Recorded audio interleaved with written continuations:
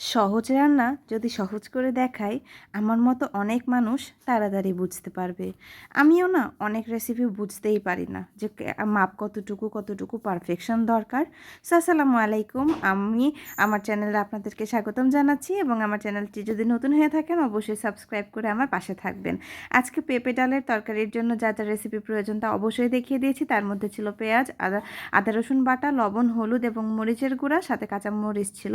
So তেলের মধ্যে পেঁয়াজটাকে ভেজে নিব। পেঁয়াজ ভাজা হয়ে গেলে সেই সকল মশলাগুলো আমি অ্যাড করে নিব। আমি একসাথেই সবগুলো দিয়ে দিলাম এবং সামান্য পানি দিয়ে কিন্তু কষিয়ে নিব। আমার এটা স্টেপ বাই স্টেপ ফলো করবেন, অবশ্যই সবাই অনেক মজাদার রান্না করতে পারবেন।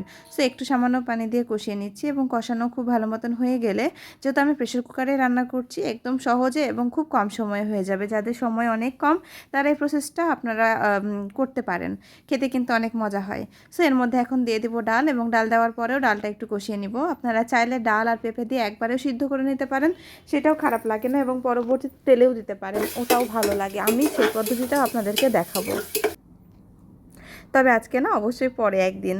সো আমার এই যে রেসিপিটি কিন্তু হয়ে গেছে। আমার ডালটা খুব ভালো মতন কষানো হয়ে গেছে, নিচে একটুকু পানি নেই।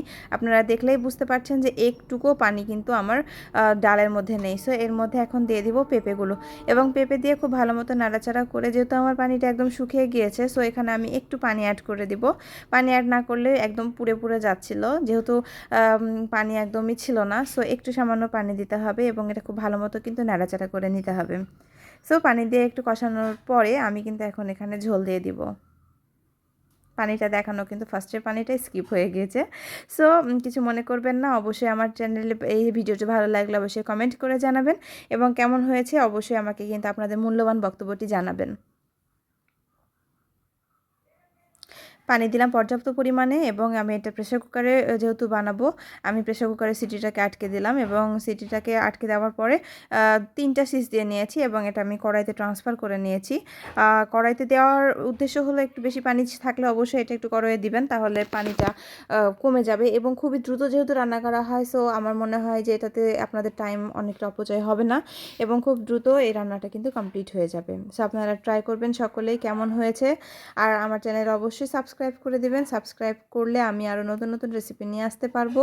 এই জন্য অবশ্যই আমাকে সাপোর্ট করবেন, সাপোর্ট ছাড়া কিন্তু আমি আসলেই কিছু পারবো না। তো তৈরি হয়ে গেল আমার ডাল দিয়ে পেঁপে। তো এখানে আপনারা চাইলে শুকনো মরিচ অ্যাড করে দিতে পারেন।